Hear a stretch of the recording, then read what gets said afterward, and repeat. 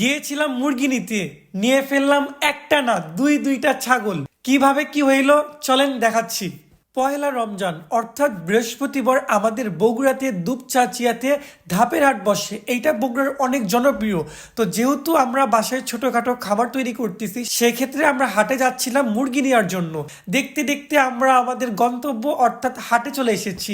দেখতেই পারতেছেন চারপাশে শুধু গরু আর মানুষজন। আমরা তো এসেছি মুরগি এবং হাঁস নেওয়ার জন্য। সত্যি বলতে এখানে এসে আমাদের মনের ভাব বদলে গেল। আমাদের ইচ্ছে হচ্ছে আমরা একটা ছাগল নিব। যেই কথা সেই কাজ, আমরা ছাগল দেখা শুরু করলাম, কিন্তু আমরা যেমন চাচ্ছিলাম তেমন পাচ্ছিলাম না। তো কেননা আমাদের ছাগল কেনার কোনো অভিজ্ঞতা নেই, আমরা ছাগল কখনো পালি নাই।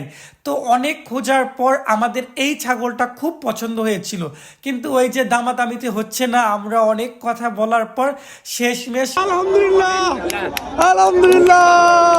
আলহামদুলিল্লাহ আমরা এই ছাগলটা নিয়ে ফেলি। কেমন হয়েছে আপনারা অবশ্যই কমেন্ট বক্সে জানাবেন। আমাদের ছাগল সম্পর্কে অত অভিজ্ঞতা নেই, পছন্দ হয়েছে তাই নিয়েছি।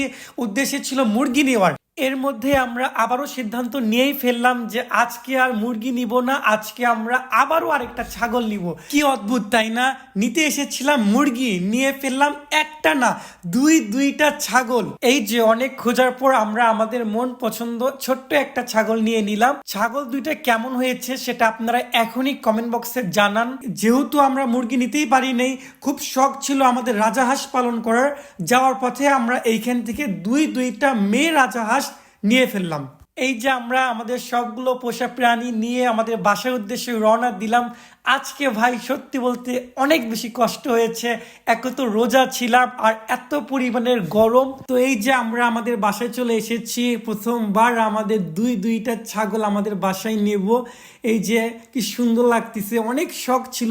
সত্যি কথা বলতে আমাদের পরিবারের সবারই শখ ছিল আমরা ছাগল পালবো। যেহেতু আমরা শহর এলাকাতে থাকি, এইখানে ছাগল মুরগি পালা খুব কষ্টের।